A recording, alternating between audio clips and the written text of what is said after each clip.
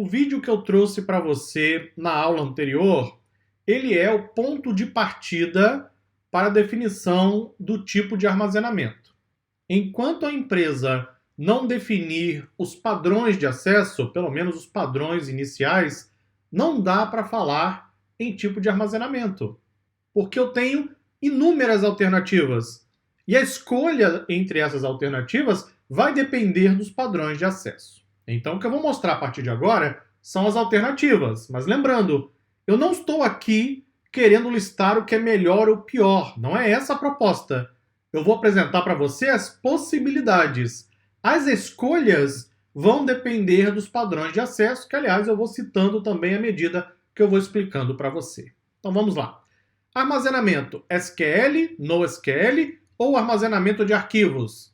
Sempre que alguém te fizer essa pergunta, você responde: depende dos padrões de acesso. De novo, depende dos padrões de acesso. Não tem melhor ou pior. Eu vou usar armazenamento SQL, que é um armazenamento estruturado, dependendo do padrão de acesso. Eu vou usar o armazenamento não estruturado ou semi-estruturado, que é o NoSQL, dependendo do padrão de acesso. Vou usar armazenamento de arquivos, adivinha? Dependendo do padrão de acesso. Isso é que é o ponto de partida. Lembre-se disso, leve essa mensagem deste capítulo.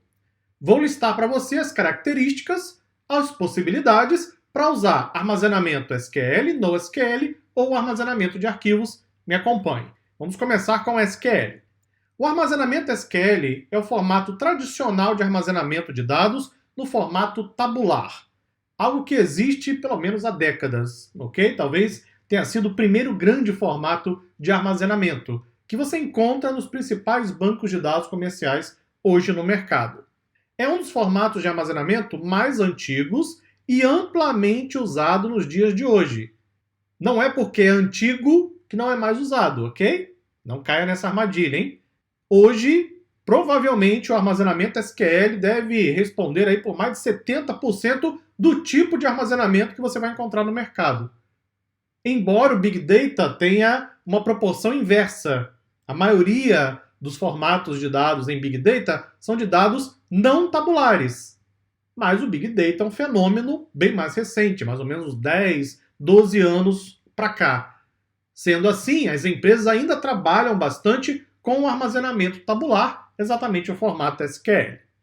Ideal para dados estruturados. Só você pensar numa planilha Excel. Já viu uma planilha Excel? Deve ter visto, né? Se nunca viu, é só imaginar uma tabela, então, com linhas e colunas. Isso é o formato estruturado, é o formato tabular. Temos várias soluções técnicas para armazenar dados neste formato. Usamos SGBDs, Sistemas Gerenciadores de Bancos de Dados, como Oracle, PostgreSQL, SQL Server ou MySQL, entre outros. Tome cuidado também, Excel não é sistema de armazenamento, hein?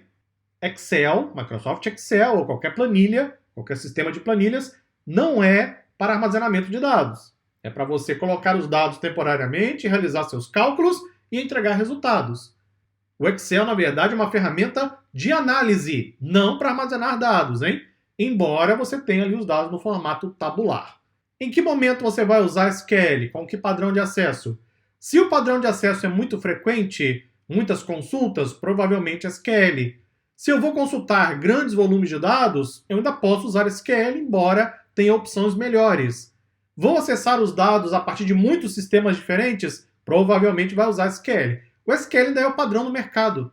É o formato tradicional de armazenamento. O que nós estamos vivendo nesse exato momento é uma migração, um início de migração para outros formatos à medida, né, que as empresas vão ficando cada vez mais maduras no uso de dados no dia a dia. NoSQL. O armazenamento NoSQL, ou apenas NoSQL, se você preferir, nasceu na era do Big Data, para permitir o armazenamento de dados em diferentes formatos, em especial dados semi-estruturados, como no formato JSON, XML ou colunar. O fenômeno Big Data nasceu mais ou menos há 10, 12, 13 anos atrás. Estamos vivendo ainda, né, construindo a era do Big Data, cuja proposta é exatamente você ter dados de várias fontes diferentes, em diversos formatos e sendo gerados normalmente em alta velocidade. É só você imaginar uma empresa, qualquer empresa. ela tem dados sendo gerados das suas máquinas, dos seus computadores, dos seus sistemas, das suas redes sociais, interações com clientes, sistemas de conta pagar, receber. Não são várias fontes de dados? Todos eles sendo gerados aí o tempo inteiro em alta velocidade? Pois bem, será que esses dados eles cabem em um sistema SQL, em um sistema tabular? Até pouco tempo atrás, não tinha alternativa.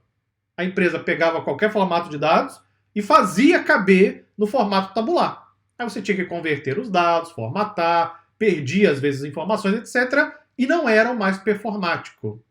Quando o Big Data explodiu, há mais de uma década atrás, muitas pessoas pararam para analisar, opa, temos um problema. O volume de dados agora não faz mais sentido você ficar colocando isso num banco SQL. E se eu pudesse pegar os dados no formato bruto, original, gravar direto no sistema de armazenamento e já começar a usar os dados? Seria interessante? Sim, seria. E aí várias soluções NoSQL começaram a surgir. Recentemente, eu estava gravando aula para um dos cursos da formação arquiteto de dados. Falávamos exatamente sobre a questão de armazenamento em um dos treinamentos. E eu apresentei aos alunos um portal que lista mais de 200 soluções de bancos de dados NoSQL. Isso mesmo, número 200. Não é incrível? Hoje temos mais soluções NoSQL do que soluções SQL. Porque foi exatamente uma imensidão de soluções que surgiram por conta da era do Big Data, e, aliás, continuam surgindo. São sistemas de armazenamento orientados à performance e facilidade de uso. Ou seja, os bancos NoSQL, eles tentam, na verdade, desafiar o pensamento estruturado dos bancos SQL. Eu preciso realmente dos dados estruturados? Eu não posso gravar os dados no formato bruto original? Gravo esses dados e já começo a usá-los para leitura, para processamento, análise? Por exemplo, eu tenho documentos. Eu já não posso pegar documentos e gravar direto no banco de dados? Se for um banco SQL, eu não consigo, tenho que fazer o processamento antes. Mas eu tenho bancos de dados NoSQL que permitem você gravar o documento no estado bruto, original. Você grava e já começa a análise. E normalmente, bancos NoSQL são orientados à performance. Exemplos de SGBDs NoSQL: MongoDB, Redis, Apache Cassandra, Apache HBase e Amazon DynamoDB, entre outros. Como eu citei ainda há pouco, são mais de 200 soluções disponíveis no mercado. Nesse momento, está surgindo solução o tempo inteiro. Em geral, se você tem dados não estruturados ou semi-estruturados e precisa de performance tanto para gravação quanto para leitura, banco NoSQL deve ser a melhor opção. Uma pergunta que eu recebo dos alunos, aliás, com muita frequência, é a seguinte: mas os dados são semi-estruturados. Eu posso estruturar os dados e gravá-los em um banco SQL? Sim, você pode. Mas a proposta do NoSQL é exatamente não ter que fazer isso. A proposta do NoSQL é: pega o dado no formato bruto, já armazena e já começa a usar. E tem várias soluções que, aliás, são open source, né, gratuitas, como algumas dessas aí que eu acabei, inclusive, de citar para você.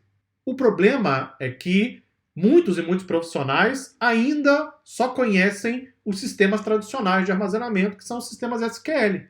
E aí relutam, naturalmente, não é, em tentar utilizar outras opções. Isso vem mudando aos poucos no mercado, mas é um processo, até que as empresas cada vez mais possam aderir a tipos diferentes de armazenamento. E outra coisa, nada impede que a empresa tenha uma solução SQL e outra solução não SQL, internamente, dentro da sua infraestrutura de dados. Então ela pode ter um sistema lá de contas a pagar que vai ser atendido por um sistema de armazenamento SQL, e ela pode ter uma aplicação web, uma aplicação analítica, que será atendida por um sistema de armazenamento NoSQL. Isso também vem se tornando cada vez mais comum. Mas chegamos à questão do armazenamento de arquivos. E agora? Agora muda completamente a concepção, e aí eu continuo no próximo vídeo. Até lá.